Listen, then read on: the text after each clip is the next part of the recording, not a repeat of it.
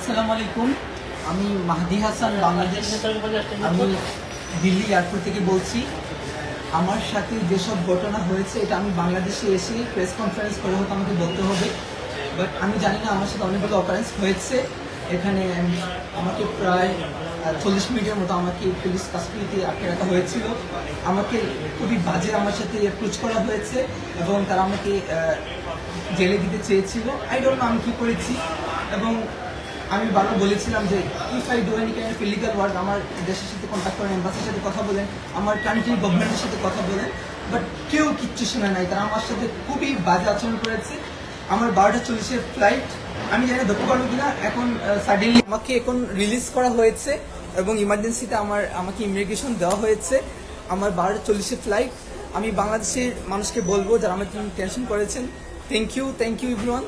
এবং আমি এখন সেই পাচ্ছি এবং তাদের সাথে কথা বলেছি এবং এখন তারা আমাকে অ্যাপ্রোচ করতেছেন যে তারা নাকি ভুল মানুষকে ধরেছেন, বাট তারা আমাকে এত বাজে অ্যাপ্রোচ করেছে। Even one of the police, they were abusing me physically, touching me.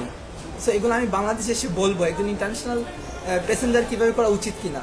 So thank you, I am safe now. এবং তারা আমাকে যে অ্যাপ্রোচ করেছিল যে আমি এসআই সন্তোষকে কিল করেছি, এজন্য আমার মোবাইলকে even as I international passenger তারা কি আমার প্রাইভেসি চেক করতে পারে? তারা ফোর্স করে তারা আমার ফোনকে আনলক করে আমার ফোন তারা চেক করেছে। And I will take action after coming to my country, ইনশাআল্লাহ। এখন আমি দিল্লি এয়ারপোর্টে আছি। তারা ইমার্জেন্সি আমি জানি না কি হয়েছে। হয়তো আমার দেশ আমাকে সহযোগিতা করেছে, আমাকে তারা ইমিগ্রেশন করিয়েছে এবং বলেছে আমার জন্য ফ্লাইট ওয়েট করছে। তো আমি গেলে পর তারা কী করবে। তো থ্যাংক ইউ বাংলাদেশ। এবং আমার এপ্রিনদেরকে বলবো প্লিজ এটা কি ডাউনলোড করে যেন আমরা রাখি, কারণ আমি জানি না আমার সাথে কি হতে চলেছে। আমার 12:40-এর ফ্লাইট। আল্লাহ হাফেজ। বাংলাদেশে দেখা হবে।